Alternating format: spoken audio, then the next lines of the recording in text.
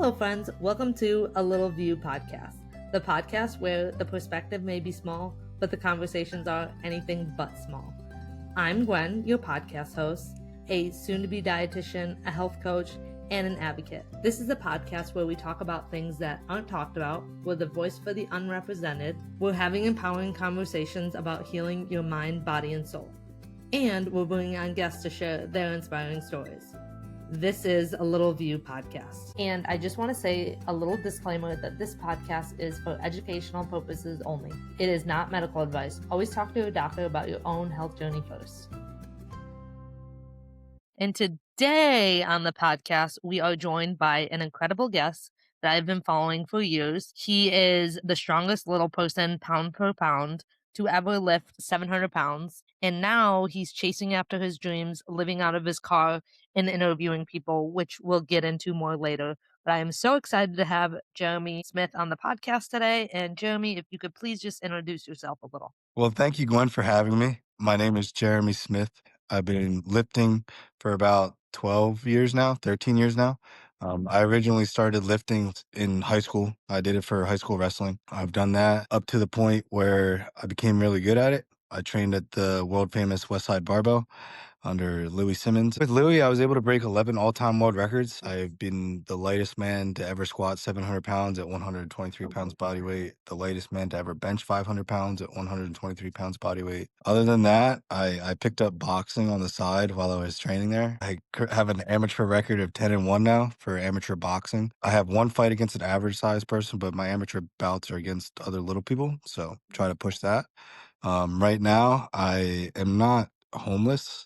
I I live at home, but I've embarked on a journey since the end of 2025. I'm going around and living out of the back of my truck and on a journey to find out what makes people tick regarding why they get into the gym and just the mental health benefits that the gym actually provides. So that's a little bit about me. Wow. Well, thank you so much. Like I said, I feel like you were kind of the first one to start this fitness journey to show other little people that they can do anything they set their mind to. I mean, geez, what did you say? You lift 700 pounds? Yeah, in competition, my best lift for 123 pounds is 700 pounds. My best squat ever is 760, but that was in the gym, but it didn't count.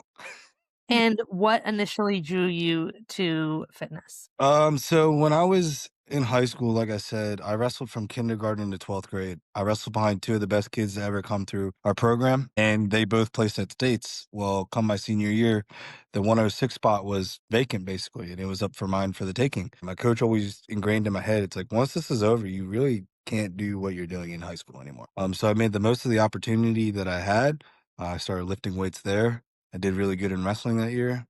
After I graduated high school, I just stuck with lifting, and just it's been like that ever since. When you say you can't do that once this is over, what does he mean by that? So, like, wrestling's a sport where the top 1% get on to the next stage, the next level. My coach, they were always talking about, we grow up in life and things are taken from us. The freedom of when you're in high school, it's like, man, these years are tough. But tell you what, now at 28 years old, going on 29, high school is the easiest thing you can do in the world. Like, Right.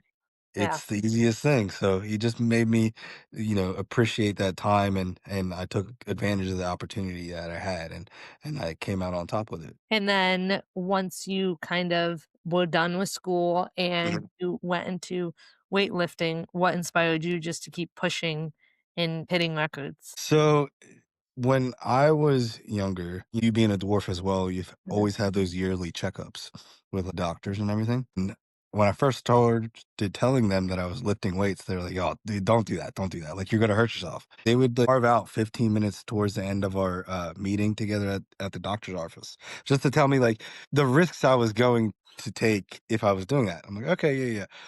And then, a couple years later, it was always a game, like, me and my mom, we would sit in the parking lot of AI DuPont Hospital, and she's just like, "Please don't talk to them about, like, what you're doing." Like, we have a schedule to keep, but it's always just, like, it's the idea of, like, to show them what I can do. I'm a hard-headed individual, and I always was when we went to the doctor's office, I don't know about you or any other little people that are are listening to this, but it was hard for me to understand somebody who is of average height telling me what I can and can't do.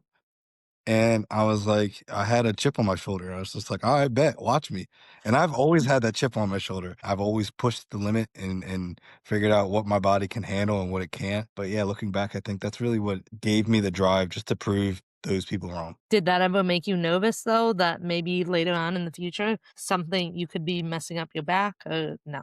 No. Like, later down the line, I took it into consideration. I'm the type of person that's like, I will do things for myself and for other people, and if it means we know what the limit is, you know? I enjoy that tickling sensation of, "Oh, that was really close." Like, Yeah. that's not good. Like, we should not do that again. Yeah. And that's when I'm like, "Oh, that's the limit. All right, bet. Like, let's go from there and then see what we can do." Let's just say, for example, someone could like lift 500 pounds. You're like, oh, okay, well, I'm going to get higher than that. Like, don't test Yeah. me. Yeah, it's a At the end of the day, I guess it could be an ego thing because I always love competition and I love, you being a dwarf as well. It's hard to describe to somebody who is average height when you walk into a room and everybody realizes you're there without having to do anything. Everybody in this world wants attention. We already have the attention just from being different. Yeah. So I feel like when I was a kid and first started lifting, when that happened, I was like, I bet, like I got all the attention I need. Yeah. Watch me, and I'll prove everybody here wrong, and I'll just go about my workout and just be at peace. And it's like not attention because I used to lift pretty heavy. I used to lift was 250. And it's also just being like, because for so long I would get attention, but I didn't want that attention. So I'm like, I'm going to choose the attention that I get. Exactly. That's exactly right. Like figure out what your fuel is and make your fuel work for you rather than make it be an annoyance in a way. So then what you're saying is too, your dwarfism, you would say, played a big part in what made you do what you do to try to not only inspire others, but just because I'm a little person doesn't mean nothing. Yeah, and I think it might not even have to be the little person aspect to it. Like when I look at it really truly why I love lifting is like the time I was able to spend with people and get to know who they are. And the gym is an impactful place where no matter what you look like, you're able to get in there and continue to thrive. For me personally, I loved lifting weights because when my grandfather was still alive, he would always like, no matter what the number was, he would like be in awe of it. Like when I first started out and it was just like 135 pounds, he's like, whoa, dude. He's like, what? He's like, man, you gotta be careful. But you could tell it was like in a joking sense. And I just enjoyed looking forward to going and telling him what I was doing and getting that gratification, knowing that he's happy, I'm happy, the grit and determination of staying with something. It's just the journey of it, I think I really truly enjoy. And did you think you would be where you are today when you first started? Yeah. I just don't quit. Like, and here's the thing. I'm the type of person, I'm either all in or I'll show up and you could tell right when I show up that he's like, you better watch him. He's going to disappear. Like if my heart's not in it, I see you. Bye. Like I'll let you know. And did you, so you saying you lifted what, 700 pounds was your Yeah. heaviest? So tell me, 760 was my heaviest in the gym. okay, so tell me about that. How did you get there? What was your mindset and how did you train physically and mentally? So when I first started training, I was training by myself. I never had a training partner. I always had actually in this basement, is where I had all my gym equipment. So I had like a basement where it was just me and I would lift from because I went to community college at the time. I would lift from like 12 to 3. And it was just me. When I went over to university, I would lift after class, and there was like other people there, I guess you could say, and I continued to grow that because I had the help of training partners to spot me and such. Fast forward, I got an invite to Westside Barbell. It's an invite only gym. Louis Simmons sent me an invite, and to be honest, like I thought, I was like, why am I here? Like, do they feel bad for me? And I did this whole tryout thing at the beginning of the trial, I honestly thought it was like a Make-A-Wish kinda thing. I'm like, "Bro, like, who set me up? Like, why am I here?" Like, Yeah. there are giants, dudes that are 6'8", that weigh 350 pounds, like, who are deadlifting 900 pounds, squatting over 1,000. Like, Yeah. why am I here? And so I went for a tryout, and, halfway through the first day, he's like, "So when are you coming back?" I'm like, "What do you mean?" He's like, "You're coming back, right?" And, it really hit me that, like, yeah, I'm pretty good at this. I tell you this, I never competed until I knew I could actually break a world record. Me being me, I'm not into participation trophies. So like Yeah. I'm a dwarf, I get that, but don't feel bad for me. Let me show you what I can fucking do first, and then you can judge that. When I first did my first ever powerlifting meet, I was probably lifting for a good 5 or 6 years before I did it. And I went in and course, chip on my shoulder. The guy that weighed me in, and then they give you this card. So it's like a flashcard, and they tell you to write what your openers are, like your opening squat, your opening bench, your opening deadlift. And the meat was in kilograms. Well, the day that I was going to compete, I wanted to open up with 500 pounds, which is 250 kilos. I wrote 250 on the card for my opener for my squat, and I gave it to him. He's like, "You know this is a kilo of meat, right?" I'm like, "Yeah, I know." And he's like, "Okay." The first attempt that I have, there's all these people that are, like, crowding around the backdrop of the thing to see if I could hit depth or not, and 500 was easy. It flew up and flew down. That day, I broke a 551 squat record, um, and I've just been breaking records ever since. And so in the beginning of you going to barbell gym, it sounds like you kinda had, like, imposter syndrome. "Oh, I shouldn't be here." How did you get that invite? So at the time, I was dating this girl, and I found, I was getting in like more in deep into lifting, and I told her about it, and um, she got me a hoodie and she got me a shirt, and of course, me being me, back in like 2016, Yeah.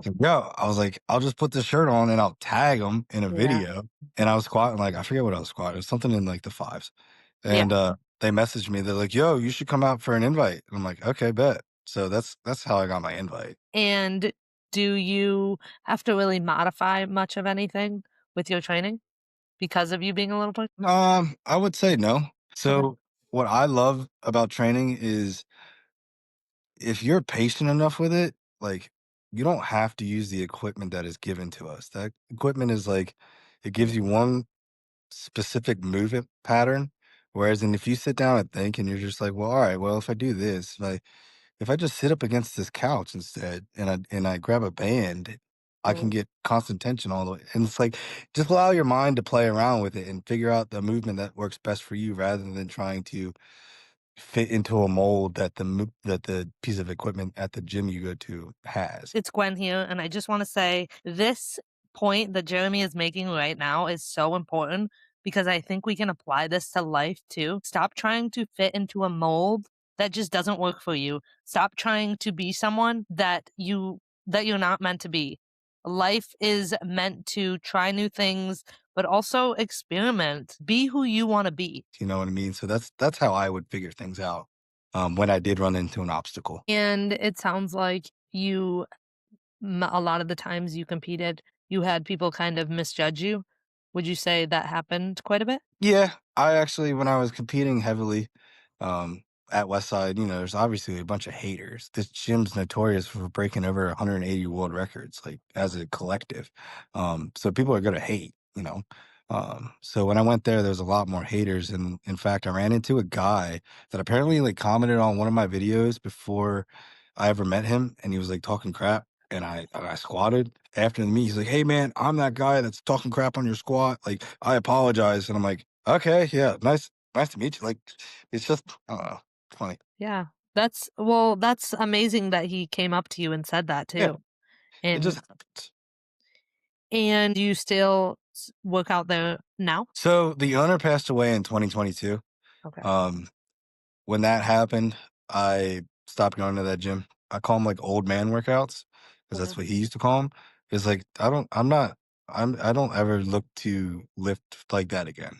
Like that Okay. was like for some reason I felt the calling to do that at that point in time in my life, but it can't be sustained. And I was blessed enough to have the people that I ran into at that time Mhm. and propelled me to get to the records I was able to get to. But my job's done. Like I'm Yeah. on to the next thing with boxing, and I'm glad and happy to see other dwarfs get into powerlifting. Is really refreshing. And I think I heard something one time. You don't always have to do that thing and you don't have to always drag it out. There's always a start time and there's an end time. It was just a season of your life. Exactly. And with those haters, how do you kinda deal with the criticism of the haters. I'm 28 years old. When I was younger, I would get all emotional about it, but like I can't control what you do, you know? I can't control Mhm. what anyone does. Yeah. The only control that I have is the control of my own emotions and my own thoughts, you know? Like I'm a big believer on if you speak the truth and if you speak highly of yourself, good things are going to happen. If you lower yourself and engage in those comments, what are you giving out into the world? You believe that that's right. Like you believe what those people are telling you is the perception that you have on yourself, which I don't believe. Man, I'm 4'6". I'm a good looking dude who accomplished some things, and Yeah. continues to grow. Like, I hope those people feel better about themselves later on in life, but I know where I'm at. Yeah. Yeah, and I think it goes with saying too, what you put out into the world is what you get in. So if you think you're shit, like not shit in a good way, It, but shit in a bad yeah, way, yeah, then people are gonna treat you like shit. But if correct. you go out into the world having confidence, don't care what people say, then people are gonna give you hate. But most of the time when people are give you hate, they just are jealous of you or they just Yeah, are have something that's bothering them instead. right. Exactly. I've seen on social media, you have a business you're starting up, but then also you're doing this whole truck extravaganza. Can you tell Dude, me a little bit about both of those? I want to share to the world is when I trained at Westside, everybody is so enamored with Louis Simmons about how he was able to get these behemoths of human beings to produce the numbers they produced. There's, I think, over 35 men in that facility that has squatted over 1,000 pounds. And then I think there's another like 20 some that have benched over, I think, 500. Everybody's in all of that. What I was in all of is because I was able and I was blessed and fortunate enough to be close to him was how he was able to get people's minds around a goal and around Mhm, the idea of working collectively. So, give you an image. Side's not in the best part of Columbus, Ohio, or when it first started out. It's on the west side. There's a lot of drugs and gangs and a lot of violence. But this man, Louis Simmons, was able to not only get, criminals off the street. They were still criminals at the end of the day once they left the gym. But he got criminals to come into the gym and he got people of law enforcement and of power to come into the gym. And what he was able to do was to get these two different types of individuals to put their thoughts and their beliefs to the wayside in order to come as a collective mhm, to help him prove that his theories are right and break these world records. And yeah, that's what I'm in all of is because you think about today, like you turn on the TV, it's hate this, hate that, these yeah, people hate this. Guys, if we just go to the gym and realize, like, when you see somebody else is going through a struggle or see somebody else that is winning, you can't help to feel good about that because you know that you're all in there for a reason. I don't know how I would say it, but like nobody was born with a six pack. Put it that way. Like yeah, everybody has to do some type the of work hard. internal work, Mhm, you know? And everybody's in there that is doing some type of work. It may be internal, external, whatever. But like, it's just that power that the gym brings, and that when you work as one, you mhm. can produce so many good things. And also, like, those, the guy on the streets and then the cop or whatever, like, when you go to the gym, you don't know like, you're cheering these people on, but you have no idea what they're doing, you have no idea about their lives. So, like, that also, I'm sure, is what the owner was trying to do is like everyone comes together and at the end of the day it really doesn't matter what someone's doing, like what their personal life is doing, because we can all cheer each other on in something. Like we don't have to hate each other for everything we do. Right, exactly. And it at the end of the day, like we may all put it this way. It's like I was born naked and I'm gonna die naked, and I was born poor and I'm gonna die poor. Like I'm not gonna make all the money in the world, that'd be great if I do, but like I'd rather worry about how I treat people and the impact that I Exactly. left on somebody when I had an interaction with them. Yeah. Like that's what I'm trying to do. So what do you do in your truck? So I've always wanted to travel around the United States and see what the world has to offer. Our generation's this phone is what's fucking a lot of the stuff up. For It's sure. like, hey, look, I went to the Grand Canyon. It's like, no, you did it. Like I saw Yeah. that picture on Google. Like, what are you talking about? Exactly. It's another thing to be there in the presence of something that it's hard to even wrap your mind about how old for one it is and how long it took in order to create some of these beautiful, scenes like mountains and the Grand Canyon, and I want to go see the redwoods. And while I was doing that, why not mix in and sprinkle in what I love to do and lift weights and talk to people, like and hear everybody's story and how they got into the gym. And how has it been going? Have you traveled anywhere? Yeah, so I've been to New York, Tennessee. I I literally lived in Texas and slept on multiple people's couches, and that's fun. Like because it's for me, it's not knowing what tomorrow brings. And if I continue to know what tomorrow brings, I feel like there's no excitement and joy in the life. Focus on today, be blessed that you have today, and tomorrow will bring itself when it's ready. Be present. And did you know any of these people that you slept on their couch? Yeah. So there's a majority of them no, Wow. but I knew a friend of mine. She lived down in Houston. Stayed on her bed, and then while I was down there, I drove over to my uncle's house and was able to spend time with him. And we flew up for Thanksgiving, and then instead of putting more miles on my truck, I just flew back and then continued my trek. And Oh. so then what's the plan next? Where are you gonna go next? So I want to head out to Salt Lake City, Utah.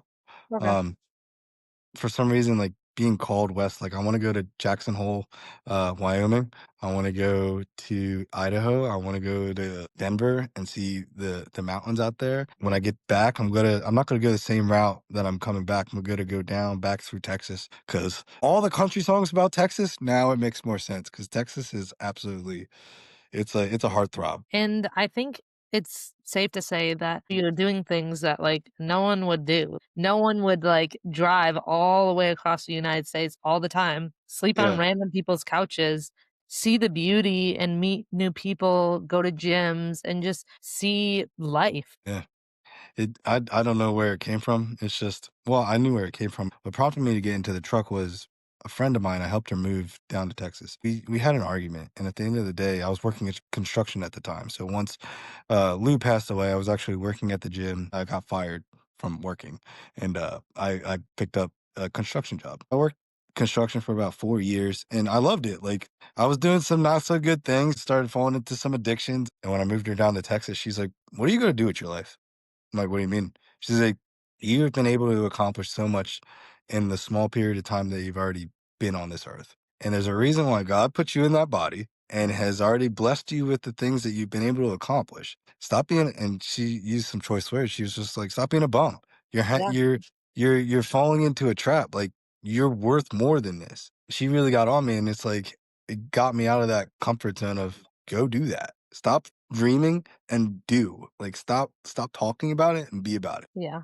I think we need those people in our lives to basically tell us what's up. Like, Yeah, okay, you need to settle down, but also you need to not only do that, like, look at reality. Life is going by your eyes right now, and you are not going down the right path. Like, exactly. what do you want to make of the rest of your life? And I think clearly you got the hint when she said that. So, what now is next for Jeremy? So, what's next for boxing? What's next for when do you leave next? What's next? So boxing, I'm currently in limbo. I don't have anything on the books yet, but I did call out Man over in the UK. I believe with that, it'll be the biggest dwarf fight in the world.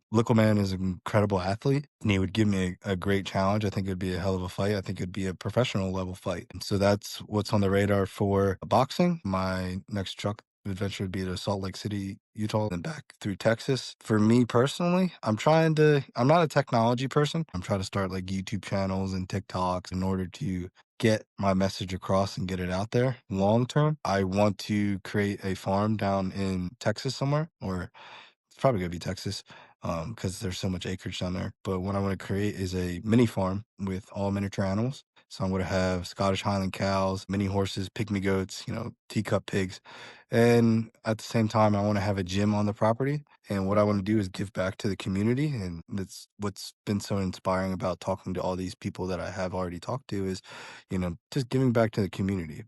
And that's what I look to do when I create this mini farm is the idea and the purpose of it would be to help train kids with special needs like dwarfism, Down syndrome. Somebody who's different and is outcast by society, you're more than welcome to come. And I just grew up around those large animals, but to somebody who's not, it's very intimidating. So that's why I think if I scaled it and brought all small animals, one, I could take care of them, but Yeah. two, like it'd be a great teaching tool. Yeah. Well, that's awesome. Like I've said before, I'm very inspired by your whole story. And my last question is I always ask my guests this, but what is your message you want to leave with listeners? I think my message would be find out who you truly are and what you truly want in this life. Mhm. And don't look at it from an exterior point of view, like, oh, I got handed these cards. No, no, like what do you truly want? What does your soul want? Yeah. Our body is just a carrier for our soul. And whatever you need to feed your soul and get you through this life and makes you happy and smile every day, do that. It Yeah. doesn't need to be lifting, doesn't need to be boxing. It's just something that is helping me get through this life, you know, and has got me to the people and places where I am excited to live every day. And I hope that whatever somebody else is going through, that they can find and that purpose and feed their soul and be happy as well. Yeah. Well, thank you. Thank you You're so welcome. much.